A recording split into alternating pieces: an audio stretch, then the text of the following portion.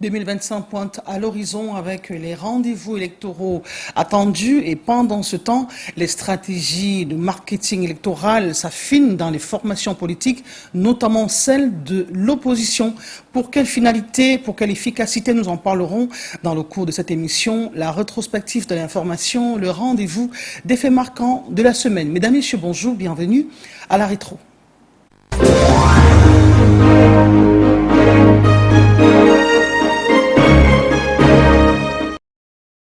L'invité de cette édition de la rétrospective de l'information est le président du mouvement réformateur. Il est par ailleurs ingénieur polytechnicien de génie civil. Samuel Bilon, bonjour. Bonjour Madame Nancy, merci de l'invitation. Je suis, on va dire pour la première fois, c'est vrai que j'ai déjà fait l'émission, mais c'était par le passé. Je suis heureux d'être là et puis j'espère qu'effectivement nous pourrons commenter l'actualité de la semaine. Merci beaucoup. Nous vous disons merci d'avoir fait le déplacement de Yaoundé en 2011 à la présidentielle. Vous étiez candidat, bien que vous ne soyez pas dans le top 10. Votre parti voit le jour en 2006, légalisé en 2007. Depuis 2020, vous êtes à nouveau sur le starting block pour le rendez-vous électoral de 2025. Samuel Bilon, quel est le discours nouveau que vous tenez à l'endroit des millions de Camerounais qui devront élire un autre président ou le président actuel en 2025? Bon, écoutez, le discours nouveau, c'est un peu à l'inverse de ce que vous venez effectivement de dire, parce que en réalité, si nous relançons les activités du parti en 2020, c'est justement parce que nous avons constaté que les hommes politiques avaient tendance à négliger l'élection législative. Vous savez qu'en 2018, les Camerounais sont repartis vers les urnes pour l'élection du président de la République. On a eu un second qui était pas mal, le professeur Kamto. On a eu un troisième, le député Cabral Lévy, qui était troisième. Nous, on s'attendait effectivement à ce que au moins ces deux-là s'associent pour aller à l'élection législative qui venait 2 ans après et qui devait être en réalité le deuxième tour de la présidentielle pour arriver au changement. Donc, on a vu des choix qui ont été faits. Certains ne sont pas allés aux élections, certains ont changé de parti politique. Et donc, on a compris que dans la classe politique de notre pays, les gens ne percevaient pas encore qu'on pouvait arriver au changement à travers les élections législatives. Et c'est pour ça que nous sommes revenus en 2020 en activité, pour effectivement travailler ce côté-là et faire en sorte qu'on puisse avoir le changement, du qui de notre point de vue est facile à travers l'élection législative. Parce que dans le cadre de l'élection législative, où on a quand même 180 députés, les gens peuvent s'entendre. La difficulté que nous avons dans notre pays, c'est que puisqu'on veut seulement aller à l'élection présidentielle, et c'est chacun qui veut être président de la République, les forces de l'opposition ne peuvent pas s'entendre. Or, si les forces de l'opposition ne s'entendent pas, il n'y aura jamais de changement dans notre pays. Est-il réaliste de pouvoir avoir des forces de l'opposition qui s'entendent avec plus de 300 formations politiques au Cameroun? Vous l'avez dit, en 2018, vous espériez qu'en 2020, les élections législatives et municipales permettent aux deux challengers, les principaux challengers du président Paul Biya, que les deux challengers puissent se mettre ensemble pour inverser la tendance. Qu'est-ce qui va changer en 2025? Bon, ce qui change en 2025, c'est que le mouvement réformateur, mais peut-être nous reparlerons de ça, ce qui change en 2025, c'est que le mouvement réformateur a mis sur pied l'Union pour une majorité parlementaire. Et avec ce regroupement des forces politiques, des associations, des entreprises et des Camerounais ou Camerounaises à titre individuel, nous pensons mobiliser suffisamment de ressources humaines, ressources matérielles, mais aussi ressources financières pour arriver justement à arriver au changement en 2025, en particulier pendant l'élection législative de 2025. Je crois que c'est ça qui va changer. Merci beaucoup. Samuel Bilon, je rappelle, vous êtes le président du mouvement réformateur, l'invité de la rétrospective de l'information de cette édition. Alors, on parle de l'Alliance pour la transition politique. Son manifeste vient d'être présenté à Yaoundé. Cette alliance est conduite par le professeur Bilé. Il y a également une autre alliance, l'Alliance pour le changement politique portée par Jean-Michel Nitieux. La somme de toutes ces alliances-là, revues par notre reporter Joël Diom 3. En 17 pages, l'Alliance pour la transition pacifique ATP se manifeste. Le document rédigé en 5 parties, dans les 2 langues officielles, le français et l'anglais, expose sa vision au grand public pour une transition politique en douce grâce à une stratégie à long terme. Nous n'estimons pas avoir la panacée absolue, mais nous croyons avoir un document de base, une fondation qui permet aux uns aux autres de nous rejoindre pour que la plateforme de signature de l'ATP s'élargisse chaque jour. Balek Nkot, secrétaire général de l'une des factions de l'UPC, Célestin Diamène de APAR, Djekam Tchameni du MDI, quelques figures engagées dans ce processus enclenché par Olivier Billet marquent leur présence. Fait marquant pour ne pas être souligné, la rencontre avec les professionnels des médias de ce 25 juin à Yaoundé a pour théâtre le siège du PCRN, mais Cabral Libi brille par son absence. Loin des visées égoïstes, l'ATP se positionne comme la voix du collectif. Nous allons non pas pour dérouler nos programmes individuels, mais pour préparer le terrain qui rende possible le déroulement de programmes de tous les partis politiques qui existent et qui seront créés même après la transition. L'ATP a choisi de coaliser avec les forces politiques de l'opposition pour enfin gouverner le pays par les urnes, ce qu'individuellement, aucun parti politique n'a réussi à faire en solo.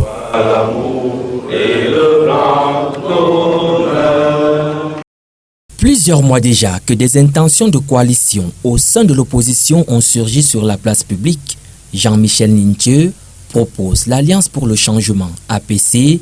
Son candidat déclaré n'est personne d'autre que Maurice Kamto qui devrait être présenté, sauf revirement, à l'élection présidentielle de 2025. Si les partis politiques adhérents à cette plateforme acquiescent le choix du leader du MRC, orienté par sa 2e place à la dernière élection présidentielle, d'aucuns, à l'instar de Aker Mouna, n'approuvent pas la démarche. D'autre part, Emmanuel Bilon, lui, est le trait d'union des partis d'opposition autour d'une majorité parlementaire UMP. Dans notre pays, le problème, ce n'est pas que quelqu'un soit président de la République à la place du président Biya. Le problème, c'est qu'on puisse avoir des institutions qui fonctionnent normalement, en l'occurrence le Parlement. En rendant public son manifeste, document sur lequel l'Alliance pour la transition pacifique ATP base ses actions de changement, l'ATP est claire sur ses intentions. L'ATP a une démarche républicaine et appelle non seulement au changement, mais un changement basé sur la refondation. Si la démarche d'union des uns et des autres est à saluer, il faut tout de même remarquer que la pluralité de ces plateformes dénote une fois de plus de l'incapacité des leaders d'opposition de parler à l'unisson d'une seule et même voix.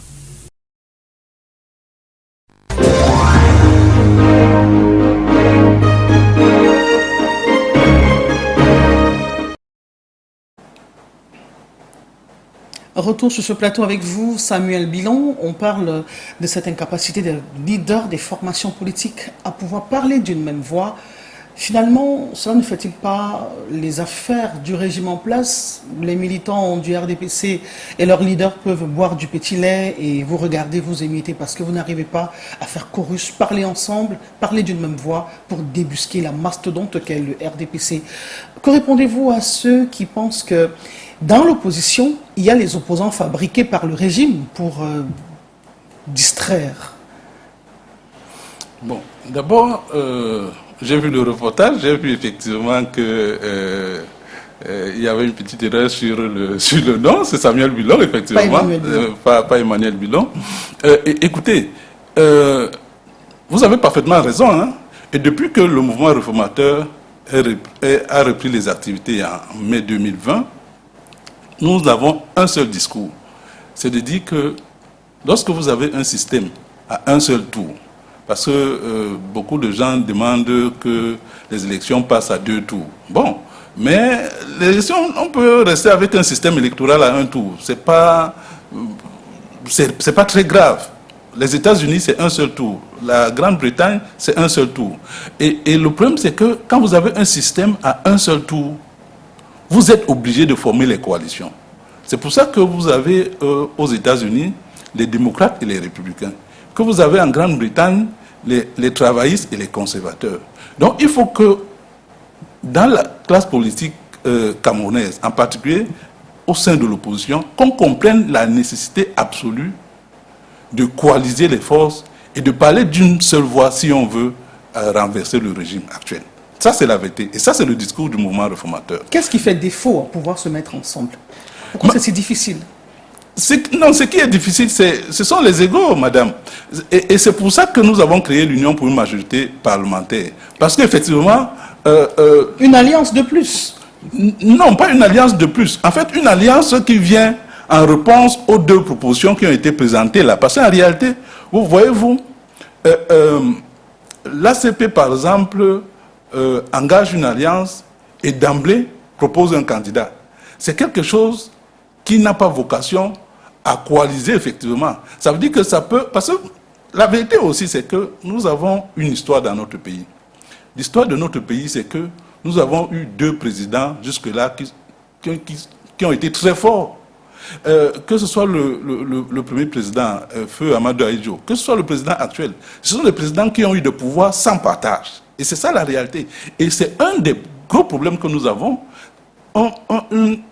Une présidence hyper qui domine l'ensemble de la scène politique, où vous avez une Assemblée nationale qui ne peut carrément rien faire, où vous avez la justice, le pouvoir judiciaire qui est soumis à l'exécutif. Ça, on ne peut plus avoir ça. C'est pour dire que quoi? C'est pour dire qu'un seul homme ne peut pas avoir la solution du pays. Et donc, quand vous lancez une coalition et vous mettez quelqu'un en avant, c'est un peu comme pour dire que c'était la seule personne qui puisse résoudre les problèmes de tous les Camerounais. Ce n'est pas vrai. Un orchestre a quand même besoin d'un chef. On n'a pas plusieurs chefs d'orchestre pour mener la symphonie. Oui, mais pour la coalition, pour les coalitions politiques, je renvoie nos téléspectateurs, ceux qui nous suivent, par exemple, à ce qui se passe en France. Vous avez, par exemple, ce qu'ils appellent là-bas le nouveau Front populaire. Beaucoup de partis de gauche ont coalisé, mais n'ont pas choisi qui sera le Premier ministre.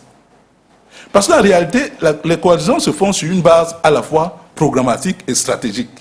Les coalitions ne se font pas en commençant par le choix de quelqu'un. Parce que vous avez beau avoir beaucoup de capacités, mais tout le monde ne va pas vous aimer. Mais aujourd'hui, votre option, c'est l'Union pour la majorité parlementaire. Et vous visez 3 milliards de francs CFA pour atteindre votre objectif.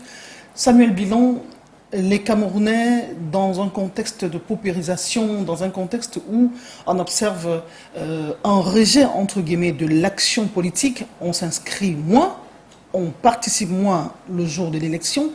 Quel est le discours que vous leur tenez pour les convaincre à pouvoir mettre la main dans la poche et financer votre projet de fonds d'union pour la majorité parlementaire?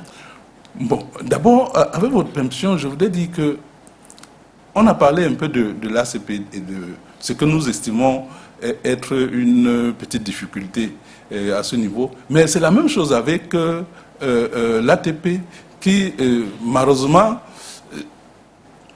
fait un peu un déni de démocratie. Parce que quand on dit transition, c'est un peu comme si, d'ailleurs, lorsque le projet nous a été proposé, nous avons lu dans le projet de base que pour les initiateurs, quelle que soit la forme de coalition des forces alternatives, les forces alternatives ne pouvaient pas renverser le régime. Et donc on a compris qu'on n'était pas dans une volonté d'aller gagner les élections par les urnes.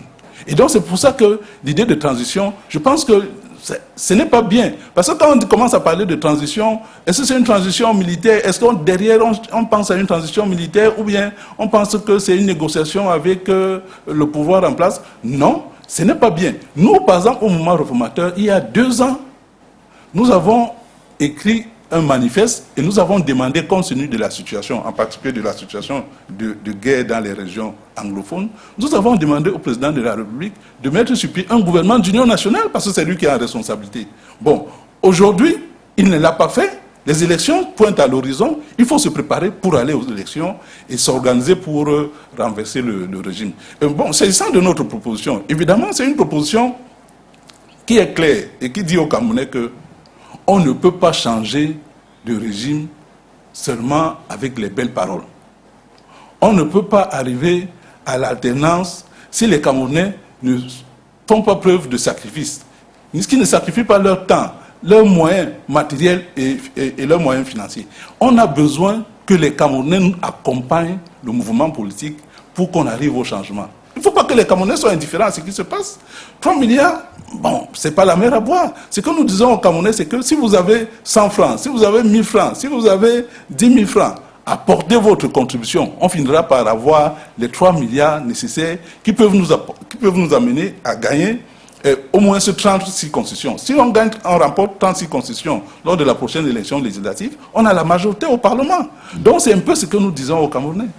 C'est ce que vous dites aux Camerounais qui, d'après les scores de 2011, la présidentielle à laquelle vous avez pris part, ils ne vous ont pas plébiscité. Avez-vous l'intention, ou alors qu'est-ce que vous allez leur dire de nouveau pour qu'ils mettent de leur argent pour accompagner un projet porté par un candidat ou par un leader politique, justement, qui ne mobilise pas les masses, qui ne fait pas courir du monde, comme on le voit avec d'autres candidats? Bon, écoutez, d'abord, c'est ça l'avantage de notre proposition. Ça veut dire que quand on dit Union pour une majorité parlementaire, ça veut dire que on n'est pas en train de sacraliser les individus. On n'est pas en train de faire dans le messianisme.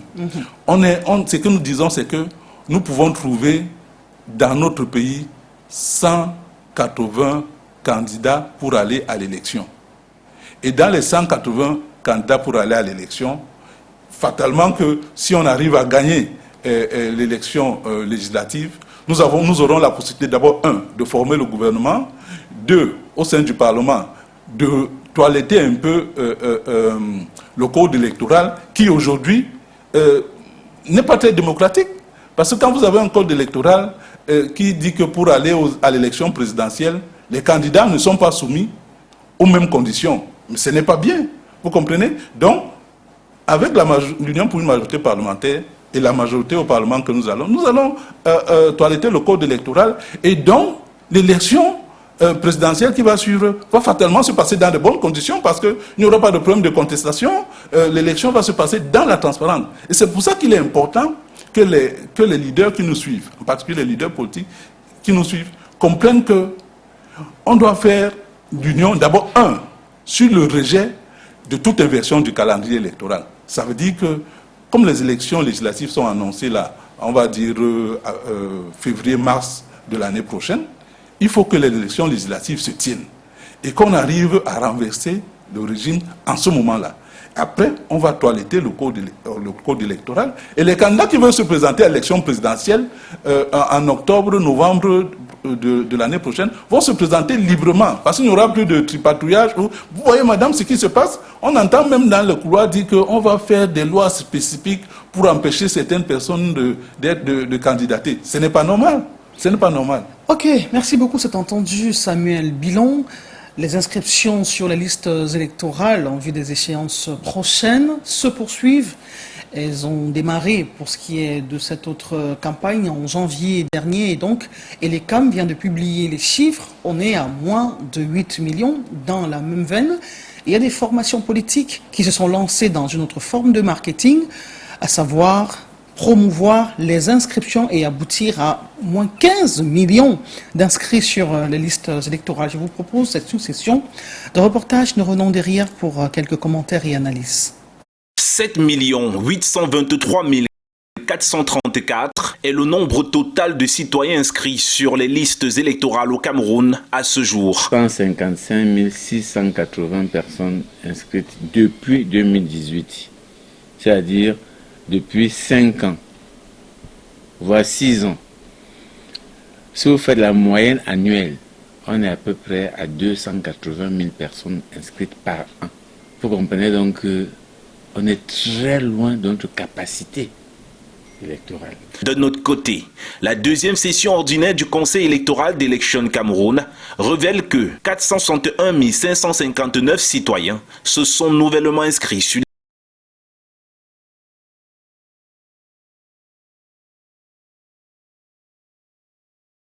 les listes électorales en 5 mois.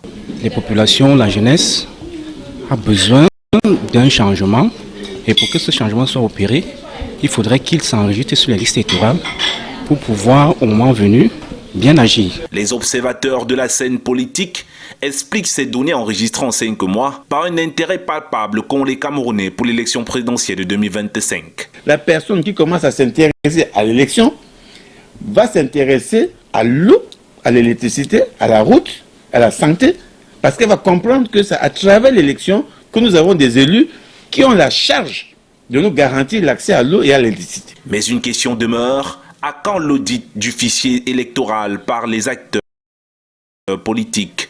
Préoccupation majeure au menu des travaux de ce défenseur des droits de l'homme. On a connu le mouvement 10 millions d'inscrits avec Cabra Libi, puis le mouvement 10 millions de nordistes porté par Gibai Gatama. Voici le tour d'Hilaire Kamga avec un concept plus ambitieux, 15 millions de soldats électoraux. On a environ 15 600 000 électeurs potentiels, c'est-à-dire qui ont 20 ans aujourd'hui ou qui l'auront en 2025.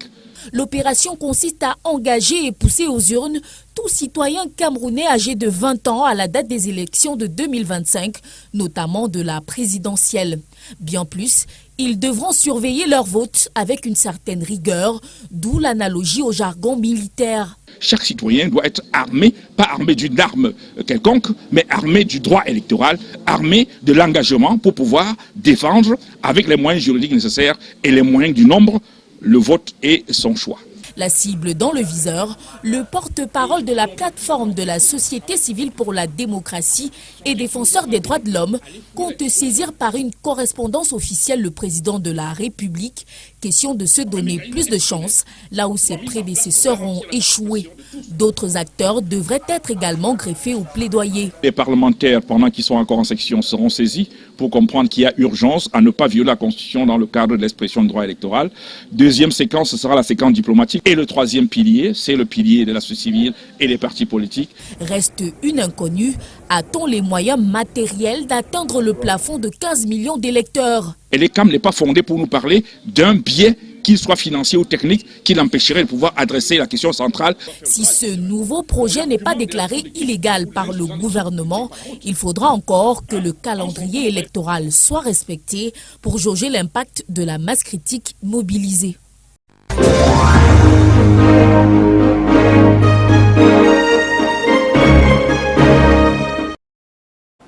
Eh bien, les leaders des formations politiques de l'opposition sont à la quête d'une masse critique pour inverser la tendance. Samuel Bilon, 400 000 ou alors un peu plus de 400 000 nouveaux inscrits sur les listes électorales, pour vous, c'est une progression significative? Non, ce n'est pas une progression, je suis désolé, mais ce n'est pas une progression significative, c'est dérisoire. Vous comprenez, peut-être qu'on compare aux années passées où, on va dire, on n'arrivait pas à faire ce chiffre par trimestre ou bien par semestre. Mais c'est dérisoire. Le mouvement réformateur, par exemple, l'année dernière, a écrit au Conseil électoral. Nous avons demandé au Conseil électoral d'aller chercher les moyens. Parce que si le gouvernement ne leur donne pas suffisamment de moyens, je pense qu'ils ont quand même une certaine liberté, une certaine autonomie d'action. Nous leur avons demandé d'aller chercher les moyens. Et ne pas seulement attendre les moyens du gouvernement pour faire comme on a fait au Ghana. Ça veut dire que faire du porte-à-porte pour aller inscrire les Camerounais. Si on veut avoir 15 millions d'électeurs ou bien 15 millions d'inscrits, ou voire même 17, parce que normalement au Ghana c'était 17 lors de la dernière élection présidentielle, 17 millions je veux dire. Donc si on veut faire la même chose, on fait comme ils ont fait, ça veut dire qu'on fait du porte-à-porte. Parce que tout ce qu'on fait là, madame, bon, c'est du saupoudrage. La vérité est que si nous sommes en responsabilité, dès mars de l'année prochaine, là, avec l'Union pour majorité parlementaire, nous allons faire ça, nous allons donner des moyens à l'ICAM pour faire du porte-à-porte, de telle manière que avant la présidentielle, on puisse avoir au moins 15 millions à 17 millions. Et les Camerounais manque-t-il des moyens? Pardon? Et les Camerounais manque-t-il des moyens? Oui, les Camerounais manquent de moyens. Et les Camerounais manquent cruellement de moyens. Nous avons par exemple des camarades qui participent aux commissions locales de révision des listes électorales. On va vous dire par exemple que dans tout un arrondissement à Yaoundé, les Camerounais n'ont que 2 kits. Ce n'est pas normal pour inscrire les Camerounais. Si vous n'avez que 2 kits pour inscrire les Camerounais, même si les Camerounais viennent en nombre comment, ça va faire un effet d'entonnoir. Vous ne pouvez pas inscrire. Donc, il faut peut-être 10 kits, peut-être 15 kits. Mais vous avez 2 kits, vous ne pouvez pas. Donc, il est quand manque de moyens pour inscrire les Camerounais sur les listes électorales. Et c'est la responsabilité du gouvernement. Et cela sape les efforts qu'on a vus depuis janvier dernier, les campagnes menées par les formations politiques de l'opposition, la société civile, pour amener Elekam à inscrire le grand nombre. Évidemment que ça sape tous les efforts. D'ailleurs, que je voudrais rappeler, parce que la vocation des partis politiques même, ce n'est pas... nous le faisons malgré nous. Vous comprenez? Tous les efforts, tout l'investissement que les partis politiques font là pour amener les Camerounais à s'inscrire sur les listes électorales, nous le faisons malgré nous. La participation électorale, quand même, c'est un acte citoyen. C'est la responsabilité du gouvernement, à travers l'ECAM, d'inscrire les Camerounais et d'inscrire tous les Camerounais en âge de voter. C'est une responsabilité, c'est une obligation pour eux. Donc, évidemment, quand l'ECAM n'a pas les moyens, nous pouvons tourner comme nous pouvons tourner, nous pouvons organiser les 11 millions d'électeurs, les 15 millions d'électeurs, ça ne donnera rien. Là, on parle d'à peu près 7 800 000. Mais on n'a pas encore toiletté le fichier électoral. Ça veut dire que quand on va toiletter le fichier électoral, on va retomber peut-être à 5 millions. Voilà, alors parlons un peu de la prospection, faisons une analyse prospective des effets de ce nombre d'inscrits sur les résultats des élections à venir. Si on allait aux élections avec moins de 8 millions d'inscrits sur les listes électorales, on va peut-être reproduire les mêmes résultats d'antan. Non, moi je pense que, contrairement à ce que vous dites, madame, moi je pense que, vous savez, les Camerounais qui sont tenaillés à la gorge par la vie chère. Si c'est les mêmes qui partent voter, on pourrait avoir les mêmes résultats. Les Camerounais qui sont tenaillés, je pense que les choses ont changé parce que je pense qu'aujourd'hui, la situation de la vie chère est difficile. Les Camerounais n'arrivent pas à vivre aujourd'hui. Vous ne pouvez pas aller au marché. Quels sont les Camerounais? Vous connaissez des Camerounais qui sont aujourd'hui en mesure d'acheter 1 kilo de riz à 600 francs? La situation est difficile aujourd'hui et les Camerounais sont tenaillés par la vie chère. Et moi je dis que si les formations politiques de l'opposition, en l'occurrence, sont bien organisées, par exemple dans le cadre de l'Union pour la majorité parlementaire que nous proposons, même si c'est 3 millions d'électeurs, le RDPC sera battu. Même si c'est 3 millions d'électeurs, le RDPC sera battu. Parce que les Camerounais qui votent sont les Camerounais qui souffrent tous les jours. Aujourd'hui, on demande aux Camerounais d'acheter la carte nationale d'identité à 15 500 francs. Les Camerounais ne peuvent plus... si l'opposition est bien organisée, les Camerounais ne peuvent plus reconduire le régime en place. S'il faut des cartes nationales d'identité pour pouvoir s'inscrire sur les listes électorales, le faible pouvoir d'achat des Camerounais va les limiter à pouvoir s'inscrire sur la liste électorale. Donc, on va certainement tourner en rond, ce sera le même phénomène. Oui, c'est vrai que c'est aussi une manœuvre pour empêcher, d'abord, pour faire en sorte que beaucoup de Camerounais n'aient pas de carte nationale d'identité et peut-être avec la conséquence sur la participation électorale. Mais ce que j'essaie de dire, c'est que même avec 5 millions d'électeurs aujourd'hui, si ceux qui sont en face du RDPC sont bien organisés, le RDPC sera battu. La masse critique reste recherchée. Voilà. Donc moi je dis que j'ai envie de dire que nous ne faisons pas d'obsession sur une hypothétique masse critique. Ne faisons pas d'obsession sur ça. Organisons-nous, unissons-nous, travaillons ensemble, le RDPC va être battu et on va apporter le changement. C'est entendu. Parlons de toute autre chose à présent, la guerre dans la région ou les régions anglophones du Cameroun. Des Camerounais, des Camerounais, des avocats internationaux ont esté en justice et traînant la Norvège devant les tribunaux américains, ils accusent ce pays de financer le terrorisme dans la partie anglophone du Cameroun, l'île Pijou. La chasse contre les sponsors du terrorisme au Cameroun est lancée à l'étranger.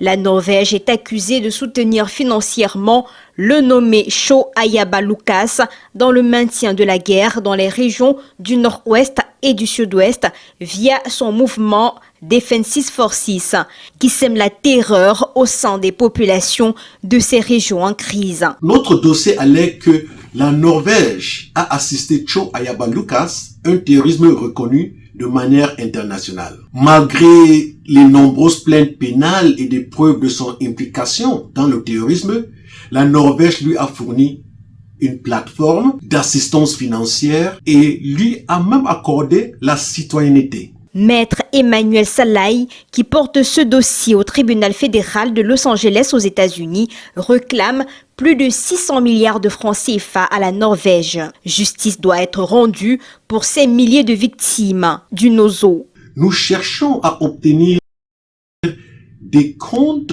et justice pour les milliers de victimes qui ont souffert et sont morts à cause de ces actions avec la complicité de la Norvège. Maître Emmanuel Salaï, dans cette lutte contre le terrorisme au Cameroun, c'est plus de 20 condamnations, plus de 180...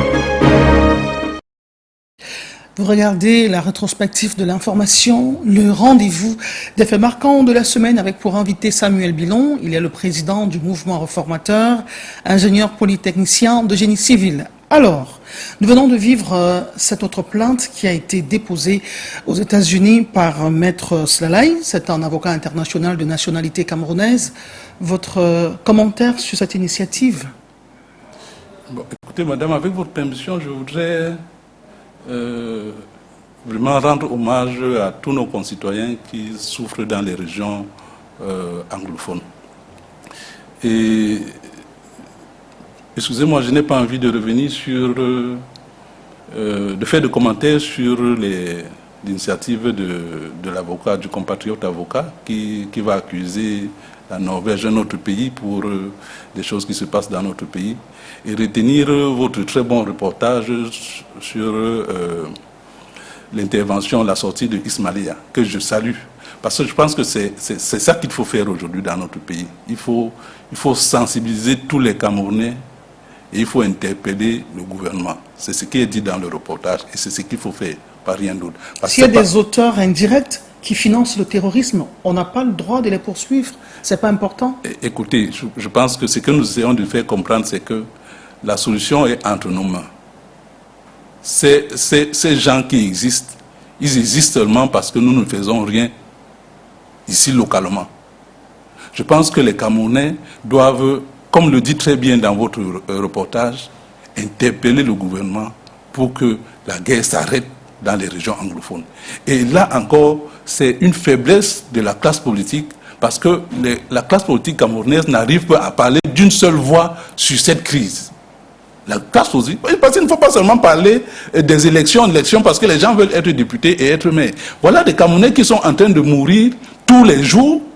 On dit qu'aujourd'hui, si vous n'avez pas les taxis, tout le monde, ça veut dire que nos compatriotes qui sont dans ces régions sont pris entre les taux. Les gens meurent là-bas tous les jours. Si vous preniez le pouvoir, que feriez-vous pour adresser cette problématique de crise anglophone au Cameroun? Ça fait 8 ans que ça dure. Nous avons, il y a 2 ans, dans le cadre... La crise armée. Oui, nous avons, il y a 2 ans, dans le cadre de notre manifeste, pour la fin de la guerre dans les régions du Nord-Ouest et du Sud-Ouest et établir un État démocratique dans notre pays, nous avons adressé un manifeste au président de la République, à l'ensemble du gouvernement et aux représentations diplomatiques. Il faut le cesser le feu. C'est par là que ça commence et il faut dialoguer. Il faut le cesser le feu et il faut dialoguer. C'est un véritable problème politique qu'on a là-bas. Ce n'est pas comme si le problème était né de tout, mais c'est un vieux problème.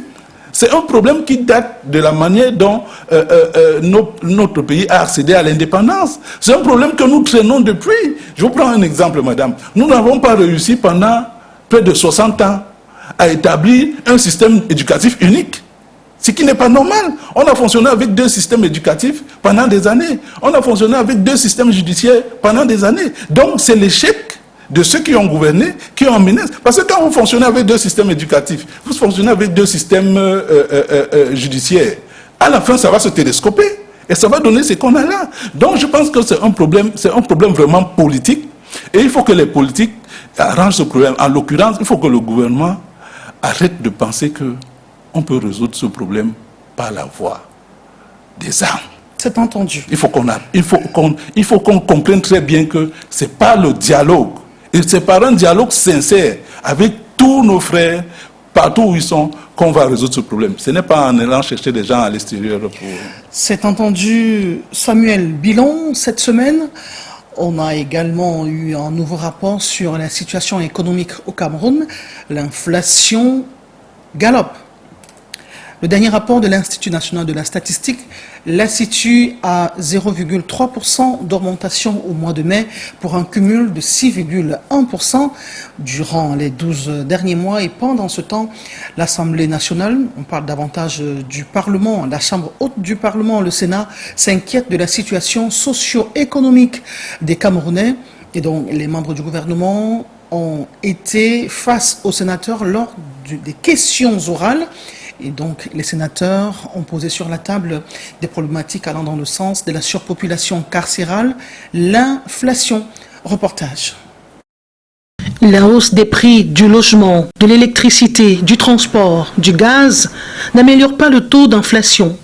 Elle a évolué de 0,3% en mai, selon l'Institut national de la statistique, pour un cumul de 6,1% sur les 12 derniers mois. Parmi les autres faisceaux explicatifs de cette inflation, il y a la flambée des produits de grande consommation. Le riz que les Camerounais consomment en abondance, plus de 800 000 tonnes importées, est toujours resté une denrée interdite d'exportation dans le grand pays où le Cameroun s'approvisionne. Je prends le cas de la Thaïlande, 87% de taux d'exportation au niveau de la Thaïlande et 87% donc du côté du Cameroun. L'Inde également a interdit l'exportation de son riz, et je n'oublie pas maintenant Myanmar. Et pour cela, le riz qui arrive ici donc n'est plus au prix que nous connaissions. L'impact de la pluviométrie sur les denrées produites localement n'est pas en reste.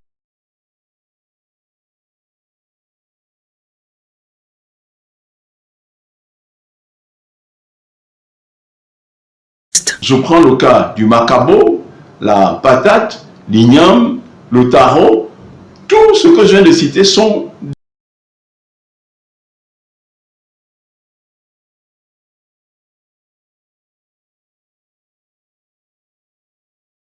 des plantes tubéreuses qui généralement ne se produisent pas en saison de pluie, c'est en saison sèche qu'on récolte ces produits-là. Or, quand nous étions déjà au mois de mai, il avait commencé à pleuvoir. Donc, ces produits, même s'ils étaient sur le marché, c'était en quantité très limitée. En dépit de la courbe ascendante de l'inflation, les contributions pour son amélioration se multiplient. Il y a une réduction des dépenses publiques, que nous puissions diminuer les investissements publics et privés, qui peuvent avoir une régularisation du déficit de la balance des paiements, qui puissent également avoir l'utilisation des réserves de change, que les agents économiques puissent diversifier leurs investissements, qu'ils puissent rechercher de nouveaux marchés et produire de nouveaux biens. 3%, c'est le taux moyen d'inflation en Afrique centrale.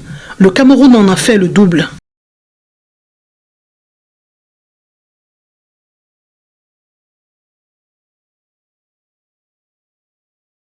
Merci beaucoup. Avec le concours de la technique, nous allons suivre dans quelques instants des analyses d'experts fiscaux sur la dernière ordonnance rectificative du budget 2024. Mais avant, avec vous, Samuel Bulon, nous allons parler des 10 points que vous avez listés dans votre projet de société pour sortir le Cameroun de cette crise économique dans laquelle il s'enlise depuis plusieurs années.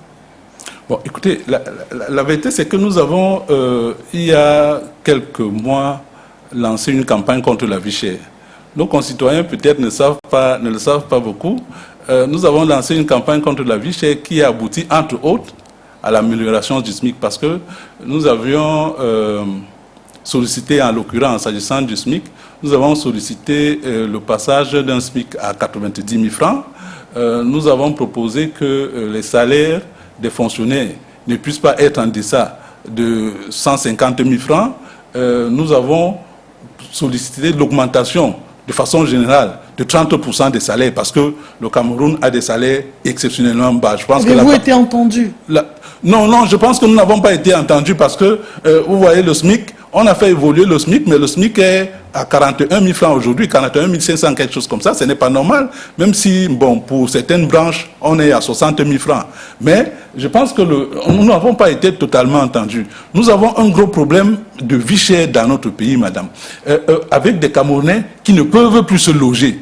C'est dans ce cadre que, par exemple, nous avons demandé que le gouvernement prenne en main le problème des logements des Camerounais parce que le gouvernement a totalement délaissé, abandonné ce pan de la vie quotidien des Camerounais. Le logement peut prendre la moitié, voire plus de la moitié du salaire de quelqu'un aujourd'hui. Vous avez un jeune, ou bien un jeune couple, ou bien quelqu'un qui vient à peine de commencer à travailler, il cherche un appartement, on va lui demander peut-être 100 000 francs pour un petit appartement, on va lui demander de payer 12 mois d'avance.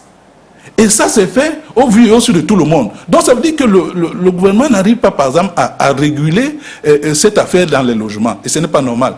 Donc, nous avons pris ce type de mesures. Nous avons demandé, par exemple, qu'effectivement, on arrive à faciliter l'accès aux soins de santé. Parce que, bon, le gouvernement parle de tous les jours de l'assurance maladie universelle, mais n'arrive pas à l'implémenter. Qu'est-ce qui nous tue beaucoup plus aujourd'hui au Cameroun? C'est le palu. Mais normalement, le traitement du palu devait être gratuit pour les Camerounais.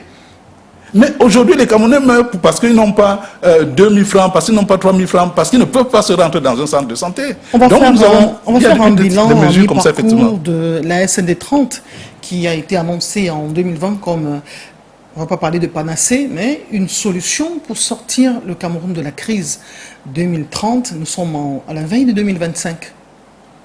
Quel bilan vous en faites? Écoutez, quel bilan on peut faire? Vous savez, je pense qu'en tant que politique, je m'occupe beaucoup plus de ce que les Camerounais vivent au quotidien. Vous comprenez? Parfois, vous avez des analystes qui vont sur les plateaux, qui font des grosses analyses et tout ça comme ça. Vous n'interrogez pas les politiques qui sont mises sur pied pour améliorer le quotidien des Camerounais? Oui, mais c'est ce que je dis. Ça veut dire que si vous partez restez sur ce qui est écrit sur le papier. Si vous partez regarder ce qui est écrit sur le papier, en particulier par notre gouvernement qui rédige toujours très bien et tout ça, on raconte des histoires, mais le quotidien des Camerounais, lui, ne change pas. C'est pour ça que je dis que la vérité est que tous les projets, par exemple, qu'on a annoncés, on n'arrive pas à implémenter les projets. Moi, vous l'avez rappelé, je suis du génie civil, je suis ingénieur de génie civil. Moi, si je regarde tous les projets, en 2010, le gouvernement a annoncé un nouveau plan ferroviaire national, avec pour vocation d'amener le chemin de fer sur l'ensemble des régions du pays, avec un plan qui avait aussi pour vocation de créer près d'1 million d'emplois, directs et indirects. Mais ce projet a été abandonné. Depuis 2010, ce projet a été abandonné. C'est la même chose avec les logements sociaux. C'est entendu, on va également parler de ce phénomène qui s'enlise, on en parle, mais on n'a pas l'impression que ça change. Il s'agit des dépôts d'ordures qui ont pris la place des pots de fleurs. Ce sont les ordures qui finalement ont été choisies pour embellir les villes, les capitales camerounaises. On va regarder Douala, on va regarder Yaoundé dans cette succession de reportages que nous proposent Karel Mezatiachoya et Cyril Kwakam. Depuis la démolition du 28 mai 2024, l'atmosphère est polluée au marché Grand Hangar de Bonabéré. Dans cette eau noirâtre, baignent des tiges de plantain et autres déchets. Là-bas, des cajots usés, éparpillés çà et là. Sur le sol traceux, des denrées alimentaires y sont étalées. Ici, le niveau d'insalubrité inquiète ces commerçants désespérés. C'était d'abord propre. Nous, on vendait dans un marché très propre. Le marché le plus propre de Douala. Est-ce que c'était d'abord sale comme vous voyez là? Ce n'était pas sale comme ça. On nettoyait. Maintenant, voilà, ça saleté partout. Comme on a cassé. Partout est sale. On va alors faire comment? On appelle ça entre autres Douala Pine. Et regardez vous-même de vos propres yeux. C'est Douala poubelle, plus poubelle que jamais. Jadis, chaque occupant possédait un comptoir. Malheureusement, tous ont été détruits par les engins de la mairie de Douala 4e. Aujourd'hui, ils sont à la merci des maladies, du soleil, de la pluie et des odeurs à n'en plus finir. Si on avait autre lieu plus approprié que cette poubelle, je pense que nous devons nous rendre. Ils ont choisi où? Ils ont demandé d'aller où? N'ayant pas où aller car abandonnés à eux-mêmes, ces commerçants plaident pour un meilleur traitement auprès de la mairie de Douala 4e. Pardon, aidez-nous. Vous nous montrez comment on va faire pour nourrir les enfants et vivre avec. Merci beaucoup.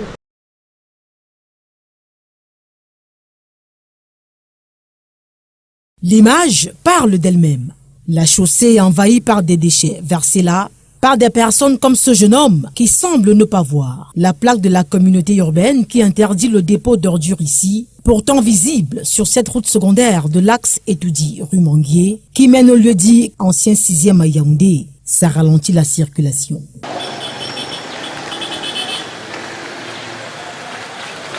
Un peu plus loin, en allant vers le marché, c'est la cata. La poubelle a fait son grand nid au carrefour, sous le pied de cet autre avertissement de la mairie de la ville. Des commerçants vendent pratiquement dedans, en dépit des odeurs nauséabondes qu'elle dégage. Je maîtrise ma poubelle. C'est mon bureau, je fais avec. Si tu n'as personne, tu te bats ou tu peux te battre. Un point c'est tout. Peu importe les odeurs, l'argent n'a pas d'odeur, l'argent ne sent pas.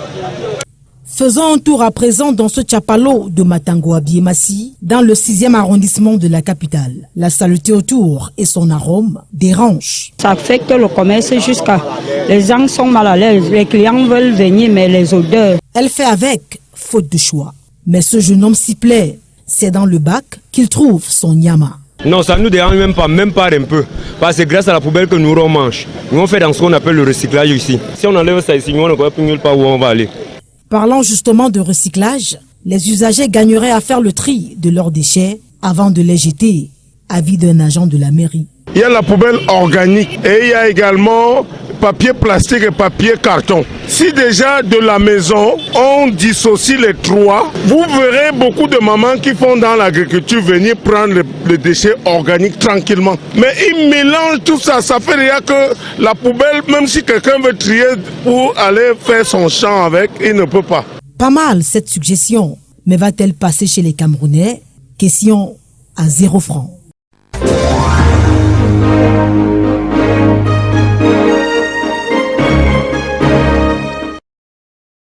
Eh bien, ça fait des années que ça dure, les plaintes, on n'a pas l'impression que ça change. Quel diagnostic faites-vous de cette situation, Samuel Bion? Écoutez, c'est dramatique, hein. On est quand même en 2024, et vous savez, le choléra tue encore dans notre pays.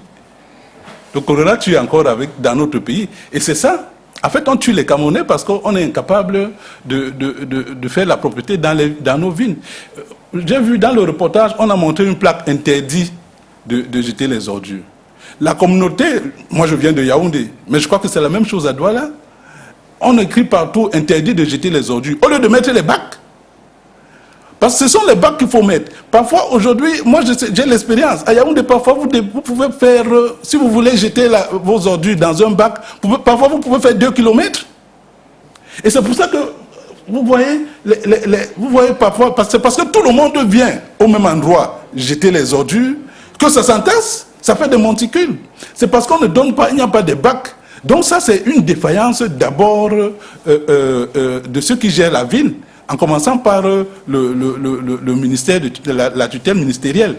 Il faut que les Camerounais comprennent que tous ces problèmes auront une fin si on a une gouvernance qui s'occupe effectivement des Camerounais. Je pense que les ordures représentent une richesse dans d'autres États. Ça sert à fabriquer des pavés, ça sert à fabriquer des engrais pour pouvoir fertiliser les sols. Au Cameroun, on a l'impression que l'ordure est un poison, l'ordure doit rester dans les rues. Non, écoutez madame, je pense que c'est pour ça que je parle d'un problème d'organisation. Si vous allez là où c'est bien organisé, on vous met des bacs différents, où on vous dit que ici, dans ce bac-ci, on met les cartons, dans ce bac-ci, on met ce qui est organique, dans ce bac-ci, on met... Mais vous n'avez pas ça. D'abord, on n'a pas ça ici. Ça veut dire que quand vous réussissez même à avoir un bac, c'est un fourre-tout. D'accord. Alors, on va rester justement sur le pan de la santé pour parler de cette résurgence du coronavirus. L'alerte a été donnée en début de semaine par le ministre de la Santé publique, Manaouda Malachi. Reportage. C'est en commémorant les 21 ans de la mort de Marc-Vivien Fouy ce 26 juin à Yaoundé que l'autorité gouvernementale en matière de santé a donné l'alerte. Manaouda Malachi s'appuie sur des cas de résurgence du coronavirus dans des pays occidentaux et africains pour tirer la sonnette d'alarme, le Cameroun étant exposé à une importation après une longue période d'accalmie, d'où la décision de refaire blocus à la maladie aux portes d'entrée du pays. Nous avons instruit dans nos aéroports la reprise du testing, l'option des caméras thermiques, mais nous voulons demander à nos compatriotes qui ont des symptômes grippaux de venir très spontanément se faire dépister. Le dispositif actuel est capable de détecter précocement et de pouvoir prendre en charge gratuitement des cas de Covid. Et comme nous avons aussi beaucoup de pèlerins qui nous reviennent de la Mecque, où on a vu quand même des communiqués qui ont circulé de ce côté-là, il est bon que nous commencions à être plus regardants sur la toilette de main, le port peut-être de masque, la distanciation sociale. Une prescription de la réactivation des mesures barrières que comptent respecter certains Camerounais. Tout le monde a peur de la maladie. Moi, j'ai d'abord pris des mesures, j'ai les désinfectants et puis j'ai les caches dans la maison. C'est la santé des Camerounais qui est importante. C'est le ministre même qui le dit. Nous serons obligés d'adopter ces mesures barrières. D'autres, bien qu'inquiets, restent confiants quant à l'efficacité des solutions locales. C'est mieux de prendre en compte les solutions endogènes qui ont fait les preuves durant le Covid passé. La riposte contre cette réapparition du coronavirus est d'ores et déjà lancée. Merci beaucoup. Nous tendons vers la fin de ce programme, non sans nous souvenir de Landry Nguemo, l'international camerounais qui est passé de vie à trépas au niveau de Bebda, c'est Daobala précisément. Il se rendait à Yaoundé pour prendre le vol le lendemain pour rejoindre sa famille en France. Nous vous proposons ce reportage pour sortir de cette émission de Daniel Anissé Boudjé qui s'est rendu sur le lieu de l'accident. 2 ans après les assises de Yaoundé, les experts du Cameroun et de la RCA ne sont pas encore descendus toucher du doigt la délimitation de la frontière entre les deux pays. Ils s'engagent à le faire dans les prochains jours. Qui vont essayer de intenter. Parti de l'ouest au petit matin ce 27 juin 2024 pour Yaoundé, Landry Nguemo n'arrivera jamais à destination. Son voyage s'est arrêté brutalement ici en Gomo, petit village situé à un battement de Sile d'Obala dans la Léquier sur la nationale numéro 4. Son véhicule tout amoché témoin de l'ampleur du face-à-face avec ce camion également endommagé. Selon les témoignages, l'accident s'est produit autour de 9 h. Je rentrais du champ. La 10 roues montait, partait en brousse pour aller porter le sable. La RAV4 montait sur Yaoundé. Il y avait une car là qui roulait moyennement. La 10 roues a donc commencé à faire le dépassement. La RAV4 donc venait donc monter sur Yaoundé. Ils se sont donc tamponnés. La 10 roues est montée sur la RAV4 là. Il y avait 2 gens sur la RAV4 là. Les 2 personnes à bord sont décédées sur le champ. L'ancien international camerounais, assis sur le siège avant, était conduit par un homme non encore identifié. Pour les enlever, on a donc commencé à découper la voiture avec l'arrache. Je suis allé à la maison pour prendre l'arrache. On a commencé à découper la voiture pour sortir les 2 personnes là. Jusqu'à ce qu'on a bloqué la circulation. Ils ont été totalement broyés, les pieds, les bras. Le chauffeur tueur, quant à lui, aurait pris fuite en abandonnant son camion dans cette broussaille. Après constat des éléments de la brigade de gendarmerie d'Obala, les corps ont été transportés à la morgue de l'hôpital Adluchem Defoc, à quelques encablures.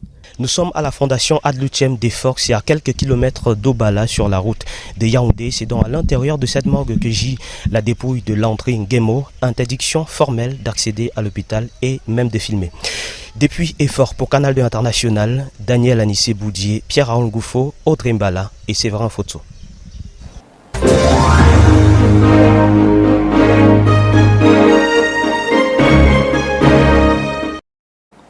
Pour sortir de cette émission, des leçons à tirer dans cet énième accident de la circulation qui endeuille les Camerounais. Il y a quelques jours, c'était 5 morts minimum à la falaise de Tchang. Non, mais je crois que le diagnostic, de notre point de vue, a été fait depuis. Je crois que depuis, vous avez dit qu'on a créé le mouvement réformateur en 2006. Donc en réalité, c'est depuis 2006 que nous avons dit que sur le triangle Douala-Yaoundé-Bafoussam, on doit avoir un réseau d'autoroute. Parce que là, paix à son âme, Landry laisse la vie sur la route à cause d'un mauvais dépassement du camion. C'est des choses que vous n'aurez pas sur l'autoroute, normalement. Donc on ne comprend pas pourquoi dans notre pays, on n'arrive pas à construire des autoroutes sur ces axes qui sont abondamment circulés. on n'arrive pas à voir l'autoroute du Nord.